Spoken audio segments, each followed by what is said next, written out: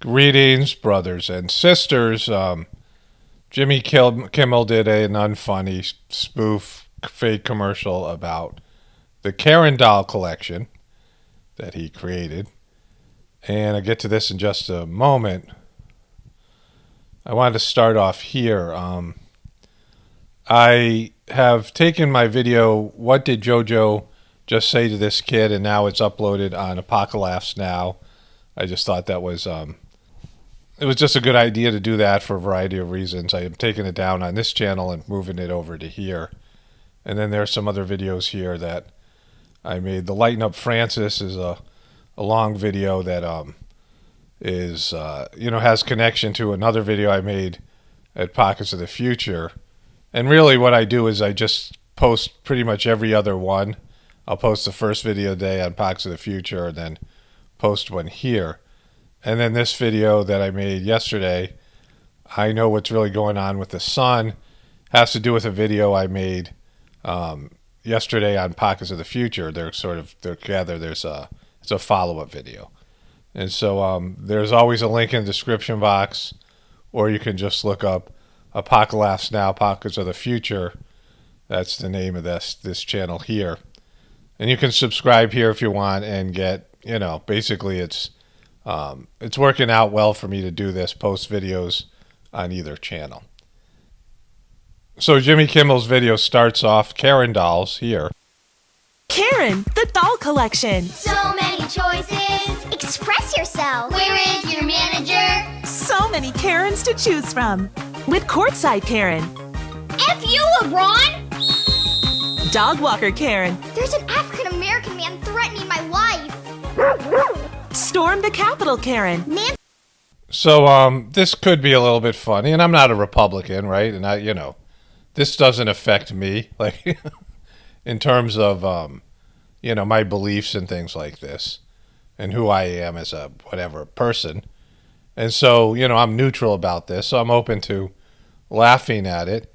But it's just this agenda they're pushing. They're not letting go of Trump or Trump supporters. Like now that Trump is gone, they're setting off on Trump supporters. And they're marginalizing somebody's voice, right?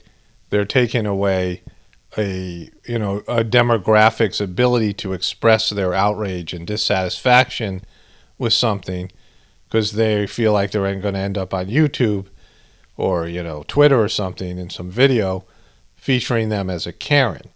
And so if you are, you fit this demographic and you're upset about something, then it's going to prevent you from reacting in some way to something that you feel is outrageous because you feel like you're going to be, demonized. It is a way to silence people who are upset at the way things are going. And it's just not funny. Like I would laugh at this if it was funny.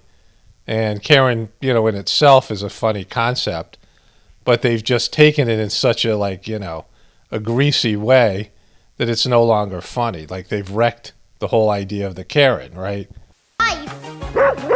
Storm the Capitol Karen. Nancy Pelosi eats babies for brunch. Barbecue Karen. I'm calling the police again. QAnon Congresswoman Karen. Wildfires were caused by Jewish space lasers. Pew! Pew! Pew! Court. So, again, they really are now going in on Q, which I said was going to happen.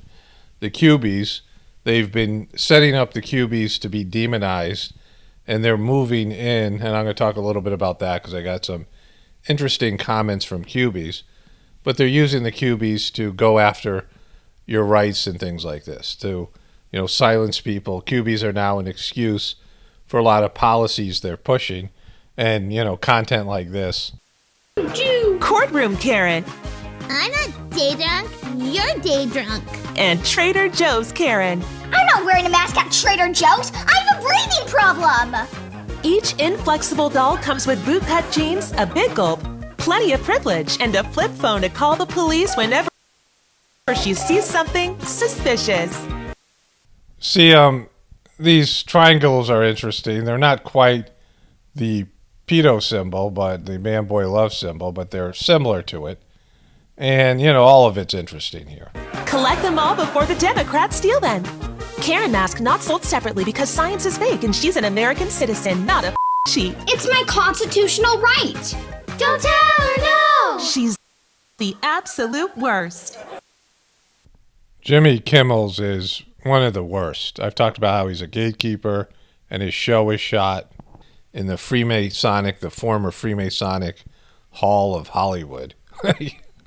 And he does a lot of what I consider humiliation rituals. But he was on this show called The Man Show, which was off the charts in terms of its misogynistic content. But he did a lot of racist content as well, imitating Karl Malone and Oprah Winfrey going in blackface. I mean, he did all these things and jokes that were clearly downgrading women and racist jokes and things like this. Just a bad show. Not funny. He was never really funny. Like, he's not, to me, a real comedian.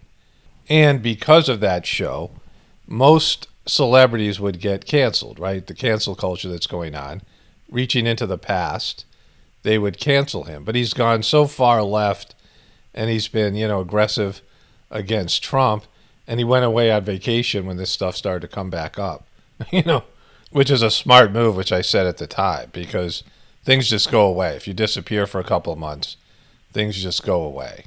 It's just the strategy you use. Like Ellen did do this, and she's still, her show's about, like, it's in its death throes because of it. But if you, watch just any amount of Jimmy Kimmel's show, you can see he's not a nice person. He's just, and this is what I was talking about yesterday, where people are too focused on other people's beliefs and not the kind of person, not the kind of character the person has. Because beliefs are, people change their beliefs. Beliefs aren't essential to who you are. I mean, certainly people who are rigidly pushing against all the information and evidence that's out there, the people we call sheep, well, there's, a huge block there, and it's definitely something that makes them undesirable companionship, right? People who are very rigid about that all this stuff is just conspiracy theories and there's no truth to it. The system's great. I mean, just, who just listen to the news, or when you're talking to somebody and they just regurgitate something from the news, you're like, oh, okay. Well, look at the time. I got, they're just repeating talking points from some, whatever it is, Fox News or MSNBC or CNN. But you see the same thing with QBs, because I got a lot of comments from QBs recently. Like, the QBs have licked their wounds and they've come back searching for the great pumpkin again, and they're starting to, speak up. Like, right after what happened, I made videos about QBs and there was nothing. Like, QB was in the title and there was no QBs really talking about stuff. They just, disappeared. They withdrew. But now I make videos where I just mention QBs, and I'm getting comments from QBs saying, yeah, well, they've figured out some way to reinvent their belief system. One person wrote, you got to know the difference between Q and Anons. Like, there is no difference, because without Q, you don't have Anons, right? And why are you Anon? You're not really Anons. I mean, being anonymous is one of the biggest problems with the QAnon movement. But the biggest problem is that they always defend themselves by talking about the problems, the whatever beliefs that are in the problem. The problem isn't the issue with QBs. It's the solution. It's always been the solution. Because the solution that Q and QBs come up with is always a failed solution, because you can't fix the system. And it's not about the, imprisonment of the so-called elite. That's never been a solution. That's not really going to fix everything or anything. And the system is never going to punish them. It's never going to, Jeffrey Epstein was something of an anomaly, and it wasn't anything to do with the QBs. QBs take credit for Jeffrey Epstein. It has nothing to do with Q or the QBs. QBs talk about the problem like they're the ones who, that Q is the one who figured it out. And Q just took information that other people had, fleshed out for years. Whoever Q is, and it's probably some governmental employee, somebody working for one of the intelligence agencies, whoever Q is, They've just taken information that's been fleshed out by various people. So he's able to state the problem, like the problem is something that we all can agree on. And I'm talking about this in, comparison to talking about sheeple, is that the solution is where QBs and some of the problem too, but mostly about the solution, where QBs and people who are like real truthers disagree, because the solutions they come up with are just, foolish, right? With sheeple, you disagree with the problem. They don't believe there's any problem. You're the problem, right? Sheeple, you're the problem. Stop talking. You're upsetting me. You're the problem. Why are you going against the system? With QBs, you agree on the problem, but the solution, when you tell them your solution won't work or you come up with whatever solution you have, they say to you, you're the problem because you're not, working on the solution that never works, that's given us by Q, who's wrong all the time, but we still believe in him, right? Who's led us down a negative path. And the problem with QBs, like you see with this, this Karen ad, they never own their failure. So Trump isn't president anymore, and they are now using QB's actions and their thoughts and their beliefs against everybody. They're using it to suspend rights and civil liberties, to deplatform people on social media, that the QBs are so dangerous inside themselves. This is the official story, what's going on inside their worlds, and the fact that they fell for this, ridiculous theory and things, and they acted out on it. They now have to take away people's liberties because people obviously can't make decisions for themselves, especially Trump supporters and QBs. And so you got rolled and played, and they're using your actions. They set you up, and they're using your actions and your solutions against the rest of us. And so at some point you got to realize that obviously your movement's not working because your enemy has just gotten stronger because of what you've done. I've said this before, you don't use force. You don't have to use force. And force always creates a counterforce. And they, provoked you. It's like a football player that takes a cheap shot at another football player, and the guy retaliates, and the guy who retaliates gets the penalty because the refs didn't see the first shot. And so they've provoked you, they've provoked Trumpers, and then it's the way that you're reacting is being used against you. They've set you up, right? It's, it wasn't rocket science. But to bring this back to the original point, it's never been about beliefs, because you can have shared beliefs with people that you don't get along with. It's about what kind of person the person is. That's what's, needs to happen with people in the truth community, because it's more about what you are as a person. Your beliefs, contribute to that. Your internal world is where the battle is being waged. And I've said this now, I don't know, 15 years since I've been on doing these videos. It's about your internal world. This has always been about your internal world. And now the people that control the system are, this pre-crime type of attitude, from that Tom Cruise movie, Minority Report. It was about imprisoning people for what they had inside and what they were going to do. And so now that's where the battle is being waged over what, they've created profiles of what you have on the inside, what you are on the inside, and it has a lot to do with your beliefs. And those profiles are created by people who don't believe in the system, who don't believe in the beastly system, and won't come out and just, walk the party line, right? Walk the line of the system. Because our collective, inner worlds, and this is pre-YouTube, pre the internet, in terms of social media, because there was a huge movement where people became more conscious, in terms of conscious of the, the negativity of the beastly system. And even though a lot of people, there's different opinions, different perspectives, there still was this anti-beastly movement inside of people. And because of that, without using everybody's collective consciousness to manifest our collective creative force and our beliefs in the system to prop up the system, now you had 20% of the people that were pulling back or going in a different direction. And so then there started to be manifestation of resistance, and the system started to weaken. And this is, part of the problem for them. And now they're trying to, one of the big perpetrators of all this type of derogatory objectification of women, right? And, the way things are going now, where they're dredging up anything you did in your past, some people, right? Some people seem to be immune or exempt. Kimmels is one of them, right? But they're dredging up things from people's past, and they're expecting them to answer for poor choices. There was a quarterback for Oklahoma that said some homophobic things, right? Joking with his friends when he was 15 on Twitter or something. Another pitcher who was, when he was in high school, made some racist, derogatory slurs, and they had to answer for all that stuff, even though they were kids, right? People are being haunted by bad decisions they made when they were younger people, and so there's no rules, there's no expiration date on being publicly shamed for being, out of step socially. But Jimmy Kimmels, for some reason, because I don't know, he's a high-ranking person in the Freemasonic order or something. I don't know, right?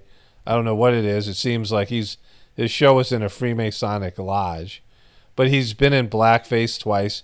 Everything he did in the Man Show should be front and center, right? I mean, he's supposed to be a feminist and treating women with respect. All these people said, well, that was a different time, right? Well, then you're not sincere about it now. It didn't come from within you. You're just bending to peer pressure. Back in the late 80s, 90s, when you're doing the Man Show, that was celebrated, and you were celebrated. I mean, there's some people that were calling it sexist, right? But you were doing that, as your comedic launching pad, and you were into it. And he liked that stuff, right? He wasn't just playing around. He enjoyed that stuff, right? He wasn't just playing around. The guy was into it. And so here's a guy who has done all the wrong things in the past, and now he's saying, he's criticizing people and other people in Hollywood and Trumps and all these other people for being sexist and things. You don't get to do that, right? Because back when it was, not popular to be a feminist, not popular to be a Me Tooer, this is what I'm talking about, being a bandwagoner. People who jump on the bandwagon, they can't be, you're not a legitimate person. It didn't come from within you, right? And so this guy has a long-standing career of doing the wrong thing, being offensive, and somehow now he's given a free pass. All these other people have to grovel or they're losing their careers. A lot of these people he's attacked and criticized, right? But he was one of the worst ones. And it was just one thing after another, right?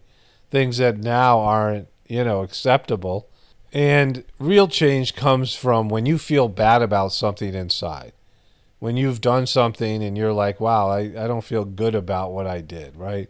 I don't feel good about what I said or the attitudes that I took. You have a realization inside yourself, and you want to change, not because you're going to be consequent, you're going to be fired, because you're displeased with yourself and you want to, this stuff happens when you do the heartfulness meditation.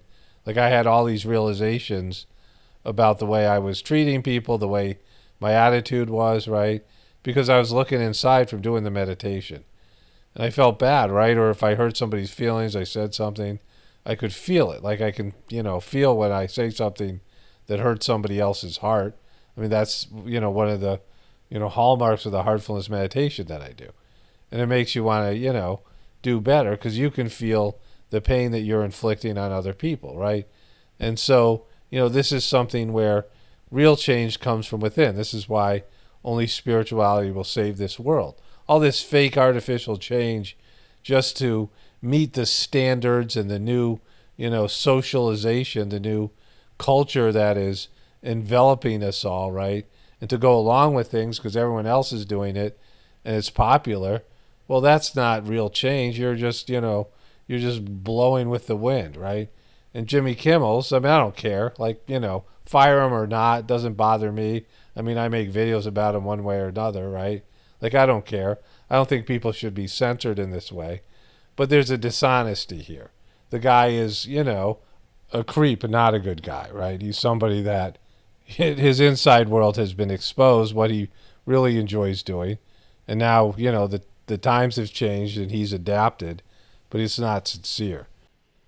Greetings, brothers and sisters. One of my viewers sent me this. Why Jimmy Kimmel and Jimmy Fallon aren't talking about blackface. Because, well, let's go to Jimmy Kimmel first because it's so freaking bad.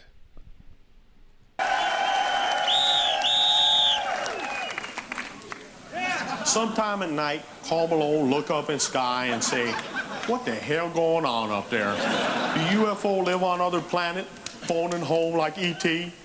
Kimmel will read on TV about white people getting deducted by alien, sticking all kind of hell up their butt. And that's a damn thing. Now, Kimmel... Wow. We've seen some stuff from the Man Show before that's been unbelievably Me Too-ish, disrespectful to women. I've covered this before. I've got videos about it on this channel. There's lots of videos out there where he's doing and saying things to women that are over the top disrespectful. But this is really bad. I don't know how this guy has a show after this, right? They're protecting this guy because this isn't just him dressing up as a black person, but he is doing derogatory impression of Karl Malone. If you ever heard Karl Malone talk, he doesn't talk like that, right? And so that's not like an actual impression. And so let's watch the end of it. Never seen no flying saucer himself, but if he do, that's going to be a spooky time. That's why Karl Malone say government got to step up and give 102% to keeping them little green man off this here earth. Because the day them dudes stick something up Karl Malone butt, that ain't gonna be no good time for nobody, especially Karl Malone butt. Listen up, E.T., you better stay the hell back. Nanu, nanu. Until next time, this here Karl Malone. And his jersey says Jamaz. So he should not have a show. If everything was being judged equitably.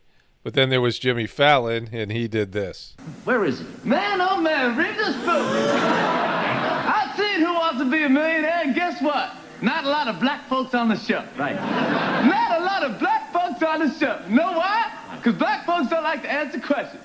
Oh, they want to be millionaires, but you got to ask that kind of question like, in 1981, how many grams of crack did Rick James smoke when he recorded Super Freak? So, at least he's doing an actual impression of Chris Rock, if you could call it that. But, how many people have worn black makeup? Like this, get it out in the open. There should be like some sort of website now where white people can register and say, post the images of themselves when they dressed up as a black person, with some sort of an apology and how they're young and stupid and drunk, or whatever it might be. Some kind of website for all these famous people and politicians, because they're really into this, right? There's a lot more people than you can imagine. Now, some of this is supposed to be comedy. Jimmy Kimmel and Jimmy Fallon's poor attempt at comedy and bad impersonations, right? And now they should be held accountable, just like all the rest of these guys. Because it seems like it's a lot of people, right? And Jimmy Kimmel and Jimmy Fallon, who are not making jokes about Governor Northam, who apparently admits to dressing up like Michael Jackson. Let's go to that. Governor Northam admits he darkened his face for Michael Jackson costume, but he claims he's not in the racist photo. Why would he darken his face for Michael Jackson? Because of Michael Jackson's complexion. Was it young Michael Jackson he was dressing at? So, these guys got some problems. I mean, I don't understand costume parties as an adult. Like, I see the fun of dressing up as a kid as Halloween, not really I don't know. I don't understand the draw of dressing up like somebody else for as a grown ass man. But the guy maybe just was a really big fan of Michael Jackson and abortion. Michael Jackson and late term abortion. That's what he likes. And Jimmy Kimmel. I mean, why does Jimmy Kimmel have a show? Not just because of this Karl Malone thing, but all the stuff he did on The Man Show. And now he's this man-hating feminist. Okay, so that's just a couple of the videos. I see I have a long list of them about Jimmy Kimmel's hypocrisy. But clearly, the guy pulled a fast one. He pulled a slick one. And he was able to just avoid his past misdeeds that were on film when you had all these people. I mean, this was the cancel culture time. And then COVID took over the summer, and he comes back and he's saying NBC sucks, right? Only spirituality will save this world, Kimmels. It's Paul Romano, definitely reporting from the Apocalaughs. Everyone have a blessed day and be grateful.